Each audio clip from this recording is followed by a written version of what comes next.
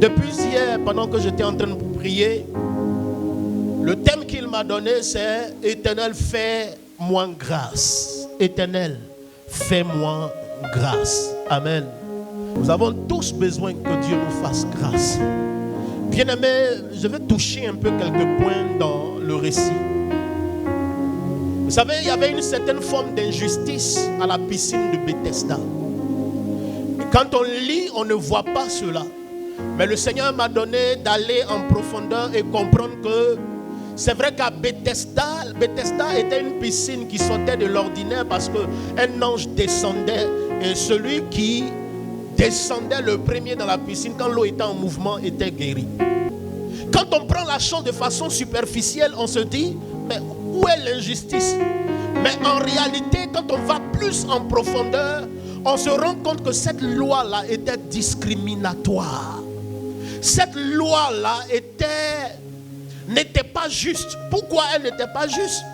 Parce que la Bible nous dit qu'il y avait toutes sortes de malades à Bethesda. Et les gens n'avaient pas la même maladie. La Bible dit quoi? Il y avait des aveugles, donc quelqu'un qui ne peut pas voir. Il y avait des boiteux, donc quelqu'un qui boite. Et il y avait des paralytiques, donc des gens qui ne peuvent pas vraiment se mouvoir véritablement. Mais la Bible dit que malgré la diversité des maladies, il y avait une loi qui était là. On ne sait pas comment est-ce que tu vas t'arranger. Si tu es aveugle, que tu dois tâtonner pour te retrouver dans l'eau, c'est toi qui vois. Si tu es boiteux, que tu dois te débrouiller d'une certaine manière pour te retrouver dans l'eau, quand l'ange agite l'eau, c'est toi qui vois. Le paralytique même qui ne peut pas faire de mouvement était asservi à cette loi. Et ce qui est bizarre avec cette loi-là qui était injuste, c'est que cette loi-là ne tenait pas compte de la gravité des maladies. Elle ne tenait pas aussi compte de l'âge des malades. Parce que vous convenez avec moi qu'un vieux qui est malade ne peut pas avoir la même force qu'un jeune qui est malade.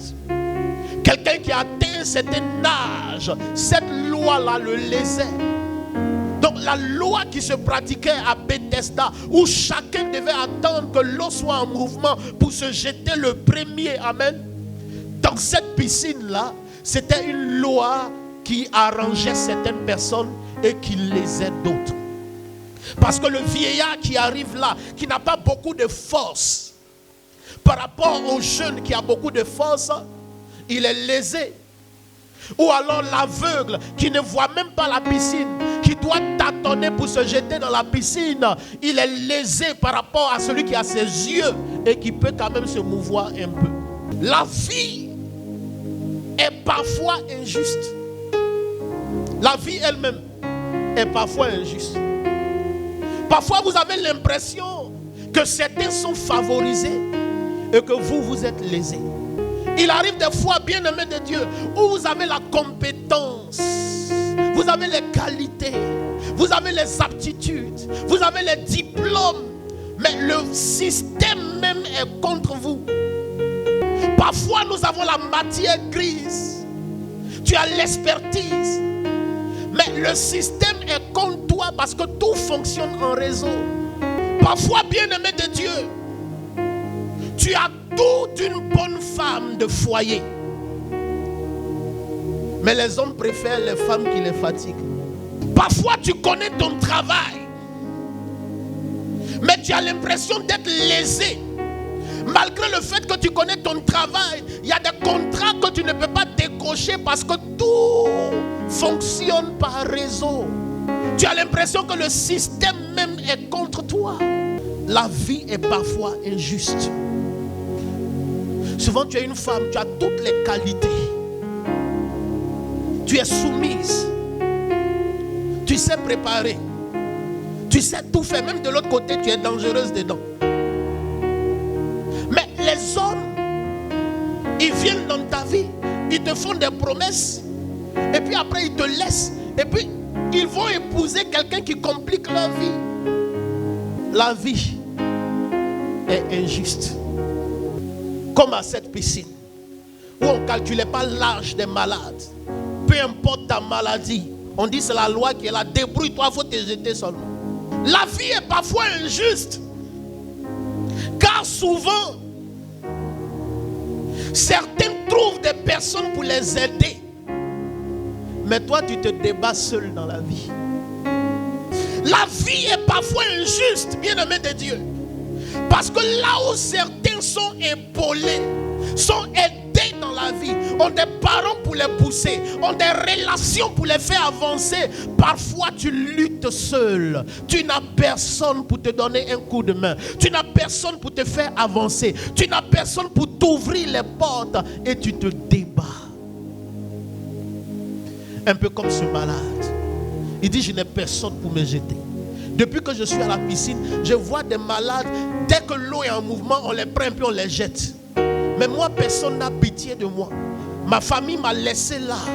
Je suis laissé pour compte. Il n'y a personne pour m'aider même dans la vie. Et c'est ça le principe de la vie. Parfois, tu as juste besoin que quelqu'un lance un petit coup de fil pour t'ouvrir une porte, mais tu n'as pas cette personne. Parfois, tu as besoin, bien-aimé de Dieu, qu'on parle pour toi. Pendant que beaucoup sont aidés, il y a des gens qui ne sont pas plus intelligents que toi, qui se retrouvent à certains niveaux. Mais toi, avec toute l'intelligence et avec toute l'expertise que tu as, le savoir-faire que tu as, les diplômes que tu as, avec toute la connaissance que tu as, bien-aimé de Dieu, tu es laissé pour compte. Parce qu'il n'y a personne pour t'ouvrir les portes. Mais j'ai une bonne nouvelle pour toi ce matin. Quand tout joue contre vous, quand vous avez l'impression que le système est contre vous, quand vous avez l'impression, bien-aimé de Dieu, que tout le monde vous rejette et que vous êtes seul dans la vie, qu'est-ce qu'il faut faire? Vous devez faire appel à la grâce de Dieu. Quand tout joue contre vous, quand tout est contre vous, quand le système même est contre vous, quand les portes sont fermées et qu'il n'y a personne pour vous ouvrir les portes, bien-aimé de Dieu, ça veut dire que le temps est arrivé où vous devez faire appel à la grâce de Dieu. La grâce de Dieu, bien-aimé de Dieu, c'est quoi? La grâce de Dieu, c'est cette force de Dieu qui vient aider des personnes que leur compétence n'a pas pu aider. La grâce de Dieu, c'est cette puissance de Dieu qui vient aider quelqu'un qui certainement a toute la matière grise. Tu as essayé avec tes diplômes, mais tes diplômes ne t'ont pas ouvert la porte. Et la grâce de Dieu vient là où tes limites ont été affirmées, là où, bien-aimé de Dieu, tes faiblesses ont été prononcées. La grâce de Dieu vient et elle ouvre des portes. Quand tout est contre toi et que tu as l'impression que les choses ne vont pas dans le bon sens, ça veut dire que le temps est arrivé. Quand la grâce de Dieu arrive dans la vie de quelqu'un, même dans ta famille on peut te rejeter, mais quand la grâce de Dieu tombe sur toi, tu deviens le David de ta famille. Ton père ne veut pas que tu règnes. Tes grands frères se moquent de toi. Personne ne pense que tu as le profil pour régner sur Israël. Mais quand la grâce de Dieu arrive dans ta vie, elle va te chercher en brousse derrière les moutons et elle fait de toi le prochain roi d'Israël. Il te faut la grâce de Dieu. Là où les hommes t'ont fermé leurs portes, là où tu n'as personne, seule la grâce de Dieu peut faire quelque chose pour toi. Seule la grâce de Dieu peut parler au cœur de ton patron pour dire, ce jeune homme ou bien cette femme, ce travailleur, cet employé, ça fait longtemps qu'il est dans cette société. Il faut maintenant qu'on manifeste une promotion pour elle, pour lui. Je te parle ce matin de la grâce de Dieu. Tous ceux qui ont compté sur la grâce de Dieu n'ont pas échoué. Est-ce que je parle à quelqu'un ce matin? Regardez, quelqu'un comme Salomon, c'est même pas possible qu'il puisse régner. Parce que on ne peut pas évoquer l'histoire de Salomon sans parler de l'adultère de sa maman Bathsheba. Et cette situation-là faisait qu'il n'était pas propre. Il n'était pas qualifié pour la royauté. Les autres enfants de David qui sont nés quand même dans de bonnes conditions ont commencé à se battre autour du trône. Salomon lui-même n'a pas levé le petit doigt parce qu'il se dit, moi, De toutes les manières, je suis prince, ça me suffit déjà. Ils n'ont qu'à se battre pour la royauté. Moi-même là, si je dis je vais devenir roi, ils vont dire mais toi, ta maman là, elle a commis l'adultère. Donc toi, en principe, tu ne dois pas parler ici.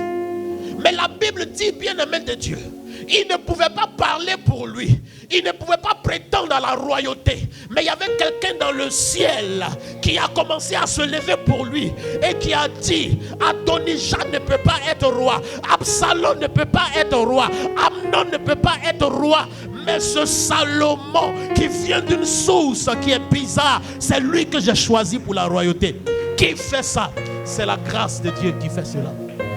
La grâce de Dieu te qualifie là où les hommes te disqualifient. La grâce de Dieu t'élève là où le système et les lois des hommes te rabaissent. Lorsque la grâce de Dieu atterrit dans ta vie, ce qui était impossible commence à devenir possible. Frères et sœurs, lorsque la grâce de Dieu touche la vie de quelqu'un bien-aimé de Dieu, les choses qui étaient impossibles commencent à devenir possibles. C'est pourquoi le psalmiste dans le psaume 90, le verset 17 a dit, Éternel, répands sur nous ta grâce. Parce que là où il y a la grâce, bien-aimé de Dieu, tu ne peux plus dire je ne peux pas. Parce que ce n'est plus tes diplômes qui travaillent. Ce n'est plus, bien-aimé, tes compétences qui travaillent. Mais c'est la grâce de Dieu qui commence à parler à ton sujet. Est-ce que je parle à quelqu'un? Écoutez-moi bien. Lorsque Dieu a dit que David devait être le roi d'Israël, il a connu des épreuves. Même le peuple même l'a combattu. Mais un jour, quand Saül est mort et que Jonathan également est mort, David était dans son coin. Alléluia. Les mêmes personnes qui l'avaient rejeté, les mêmes personnes qui ont dit, nous on est pour Saül et pour Jonathan, les mêmes personnes qui ont rejeté David, la Bible dit, ils ont formé une délégation et ils sont allés voir David pour dire à David, il est temps que tu règnes maintenant sur nous. C'est ce que la grâce de Dieu fait. Quand la grâce de Dieu agit dans ta vie, les mêmes qui t'avaient rejeté, c'est les mêmes qui commencent à te chercher dans la ville. Je dis, quand la grâce de Dieu arrive dans ta vie et qu'elle commence à se manifester, là où tu étais rejeté, les gens commencent à te réclamer. Je prie que la grâce de Dieu puisse toucher avant la fin de cette prédication, que la grâce de Dieu puisse transformer la vie d'un homme, d'une femme, d'une soeur, d'une dame, d'une maman. Que la grâce de Dieu vienne apporter une touche spéciale à ta vie, afin que là où les hommes ont dit tu n'entreras pas, que la grâce de Dieu te fasse entrer.